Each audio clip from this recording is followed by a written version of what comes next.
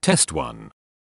You will hear a number of different recordings, and you will have to answer questions on what you hear.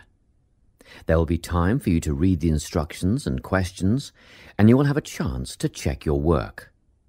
All the recordings will be played once only. The test is in 4 sections. At the end of the test, you will be given 10 minutes to transfer your answers to an answer sheet. Now turn to section 1. You will hear a man phoning a London tour agency to ask about tours around London. First, you have some time to look at questions 1 to 5.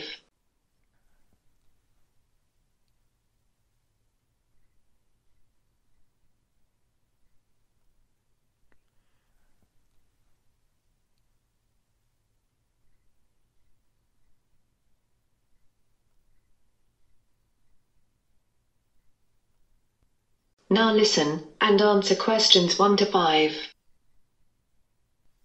Hi, London Premier Tours. How can I help? Hi, I'm coming to London with my family and we'd like to see the city. We just wanted some information on the best way to do this. Okay, I'll see if I can help. Firstly, when are you coming and for how long?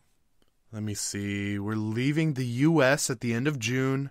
We're going to stay with friends in Oxford for a week, so we'll arrive in London around the 10th of July. It will just be for a few days as we fly to Paris on the 13th of July. And how many people? I'm coming with my sister and our parents. And do you know what kind of things you want to see when you are here? Is there anything in particular? Not really. We just want to see the main sights, Historical places, I guess. The places that London is famous for. Well, as you only have a short amount of time, the best way to do that is probably by a bus tour.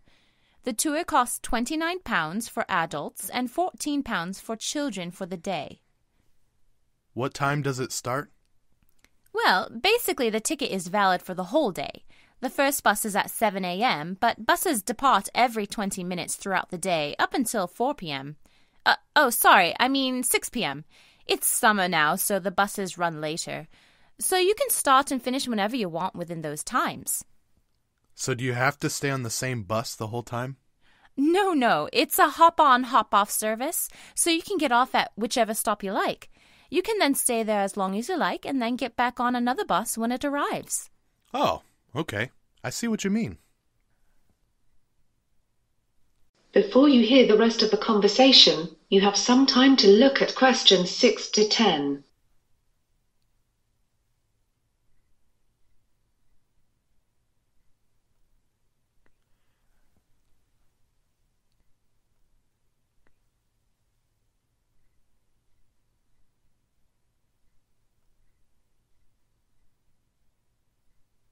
Now listen and answer questions 6 to 10. What sights do you see on the tour then? That depends on which route you choose. There are 3 routes, and we call them the red, yellow, and blue routes. There are many attractions, but the main attractions on the red route are St. Paul's Cathedral, the London Eye, and Buckingham Palace. I'm not too worried about the cathedral, but I know my parents would enjoy the London Eye, so we'd better see that. What about the other routes? The most famous places on the yellow route are Big Ben and the Houses of Parliament. Ah, both of those would be interesting to see. And the blue route? Harrods and Hyde Park Corner are on that route. I'd like to see Harrods, but I don't think we'll have time for shopping, and I don't know Hyde Park, so we'll not go on that route. So we'd probably choose the red or yellow. What do we have to do about booking? If you want to book, you can do that with one of our customer service operators on the phone. Or otherwise, you can go to our website and book. Some people just arrive on the day and buy a ticket on the bus. But if it's full, you may not be able to get a seat. Probably best if we book in advance then, so I'll do it on the internet in a few weeks when we know exactly what dates will be there. Okay. Well, it can get very busy in the summer over the 3 months of June to August, so it's probably best to book at least a week before you come. But you still have about 6 weeks before you leave, so you have plenty of time to think about it. Okay, thanks. You've been a great help. That is the end of section 1. You now have 30 seconds to check your answers.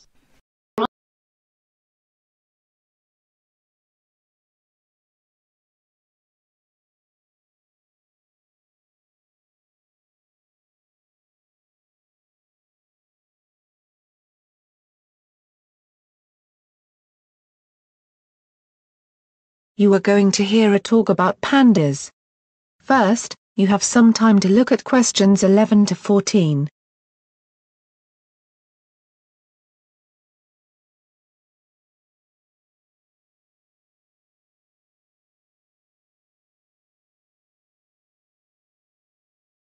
Now listen carefully, and answer questions 11 to 14.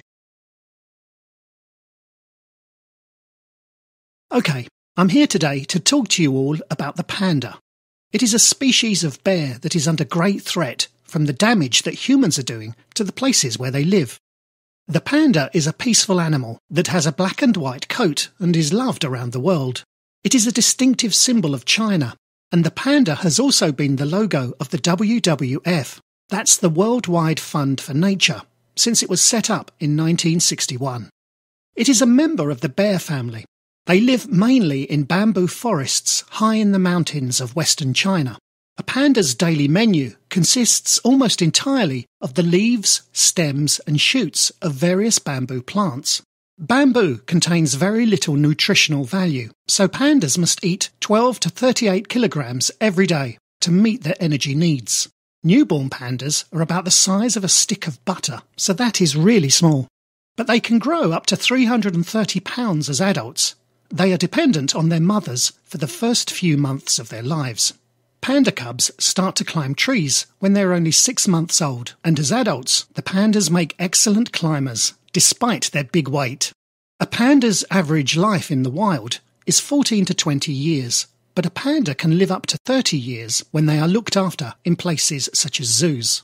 So why do we worry about pandas so much? Why are they important? Well, pandas play a very important part in the bamboo forests where they live by spreading seeds, which helps plants and trees to grow. In the Yangtze Basin, where pandas live, the forests are full of a vast variety of amazing wildlife, such as dwarf blue sheep, multicoloured pheasants, and other species that are in danger of extinction, including the golden monkey. Also, pandas bring huge economic benefits to local communities through ecotourism. Pandas have two main threats. The first is hunting, which is a constant concern. Poaching or killing the animals for their fur has declined due to strict laws and greater public awareness of the panda's protected status. But hunters seeking other animals in panda habitats continue to kill pandas accidentally. They are also threatened by habitat loss. In other words, by the loss of the home where they live. China's Yangtze Basin region is where the panda's main home is. But this area is an important economic region for this booming country, so roads and railroads are being built, and these are increasingly destroying the forest. This means that panda populations get separated, and so they can't find a partner to mate with and have babies. Destroying the forest also reduces pandas' access to the bamboo they need to eat to survive. Now, you have some time to look at questions 15 to 20.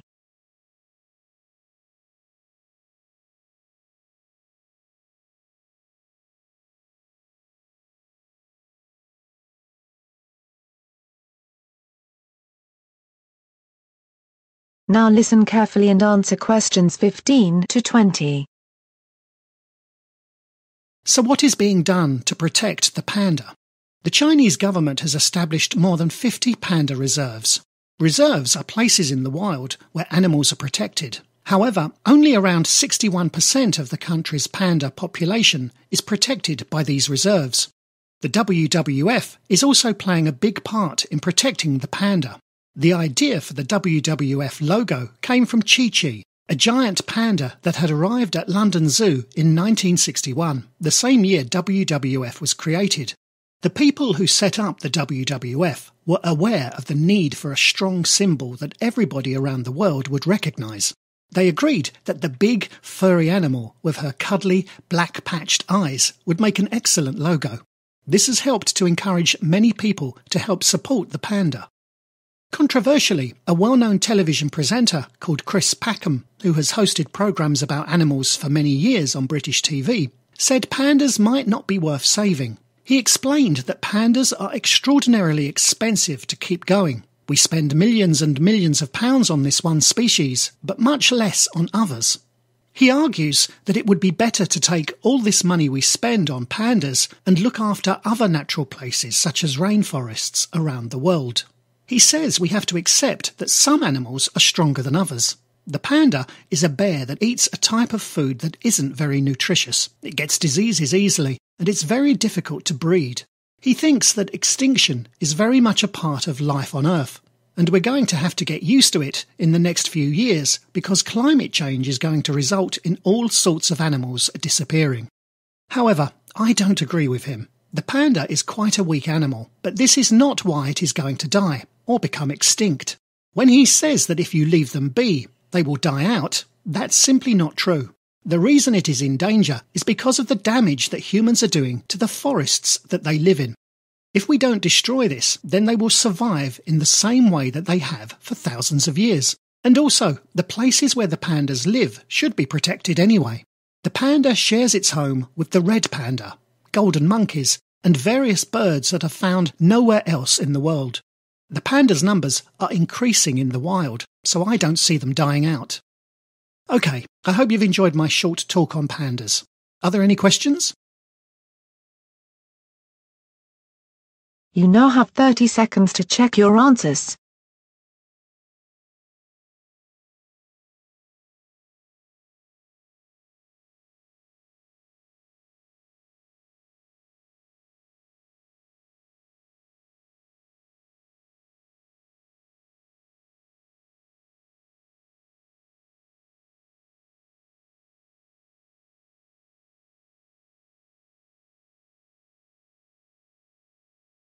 That is the end of section 2. Section 3. First, you have some time to look at questions.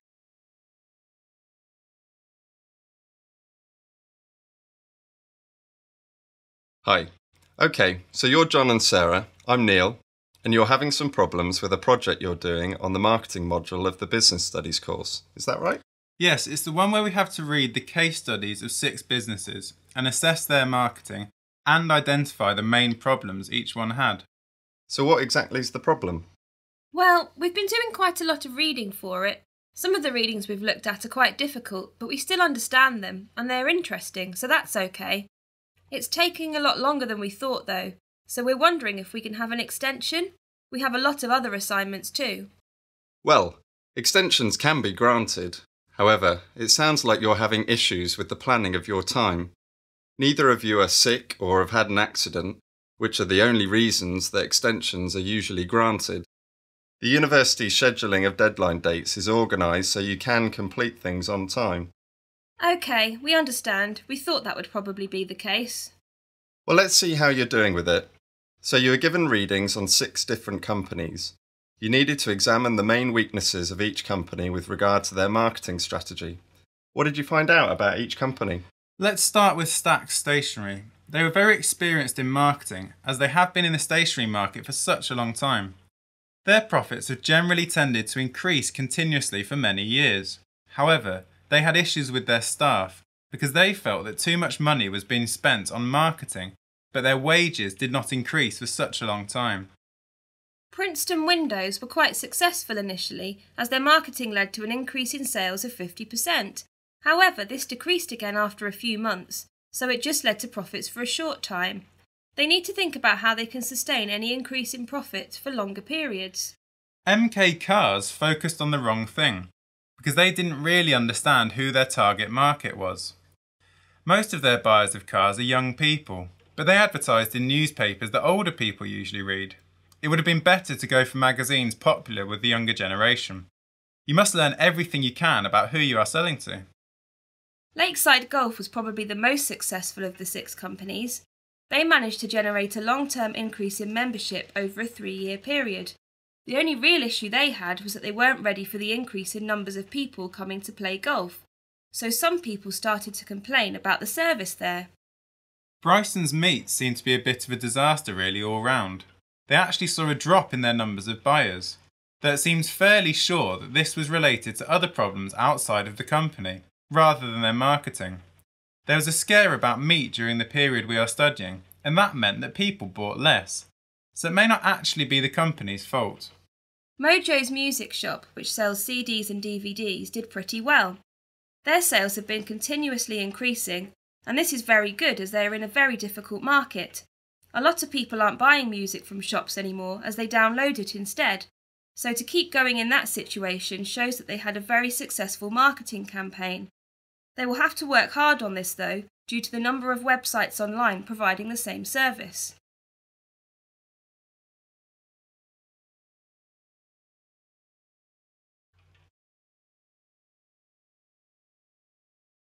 Well, from listening to what you've told me, it seems like you have a fairly good understanding. For the assignment, you also have to say what you think will happen in the future. Let's choose Mojo's Music Shop. What about you, Sarah? The company was established many years ago, and I'm fairly confident that this company can continue to be successful. As I said, they have shown that they have survived in a very competitive market. They had a very strong advertising campaign, and they seem very good at knowing where the market is going and how to change. What about you, John? Well, I'm not so sure actually.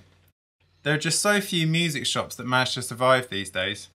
I do agree that they have been very innovative, but too many people want to buy things online, as it is so much easier and usually cheaper. Most young people don't even have DVD players these days and just listen to things on their phones.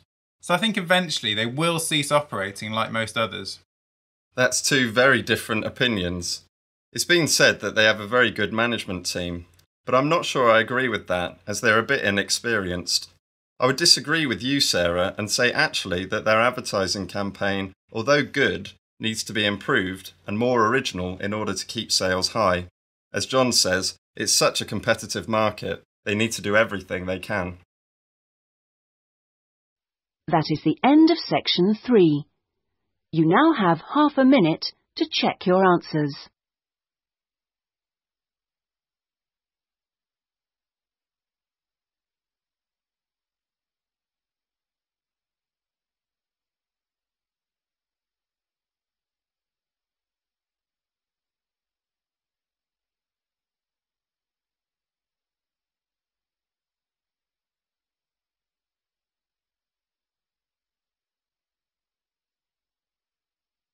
Section 4. You are now going to hear a lecture about the behavior of dolphins. First, you have some time to look at questions 31 to 40.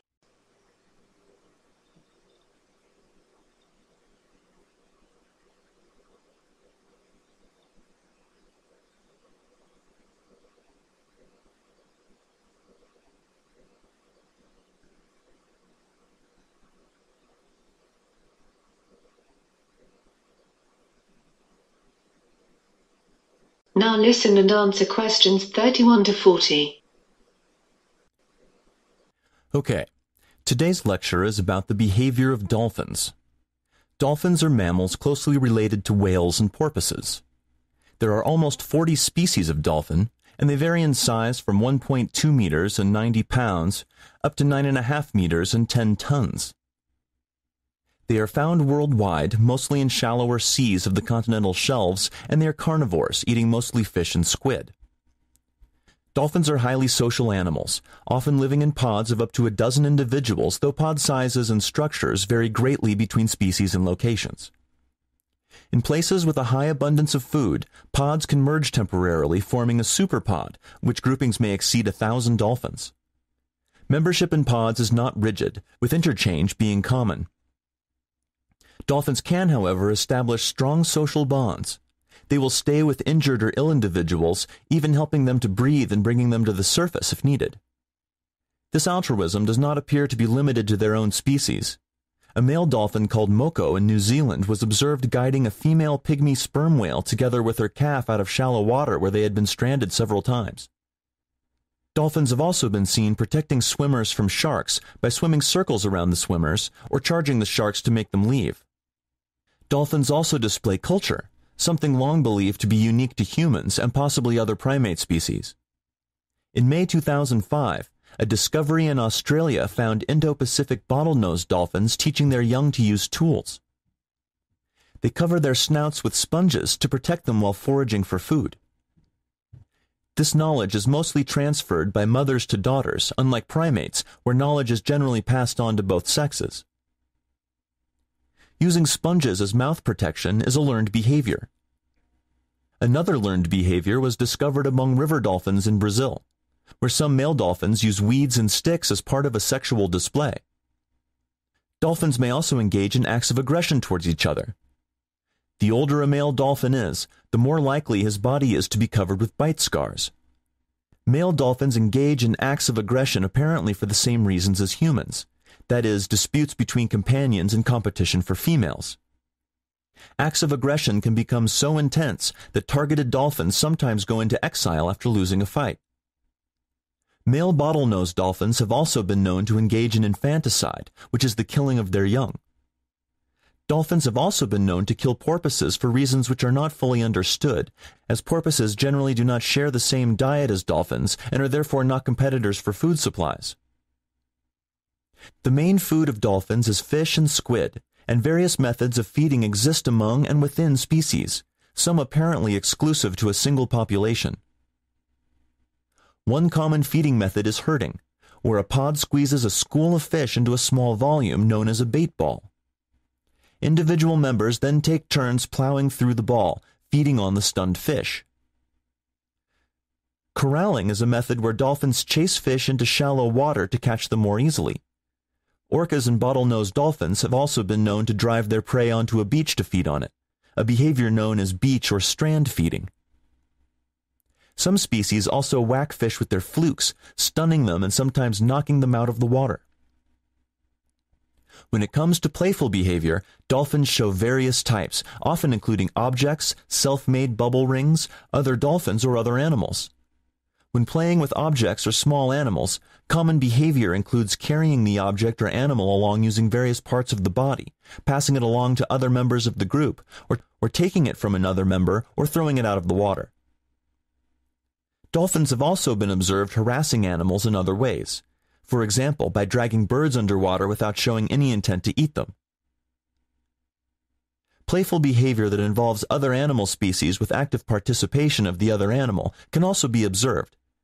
Playful human interaction with dolphins being the most obvious example. However, playful interactions have been observed in the wild with a number of other species as well as humpback whales and dogs. That is the end of section 4. You now have half a minute to check your answers.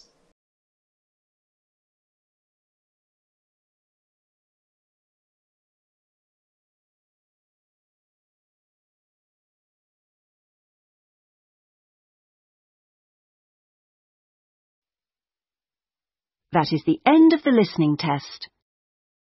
In the IELTS test, you would now have 10 minutes to transfer your answers to the listening answer sheet.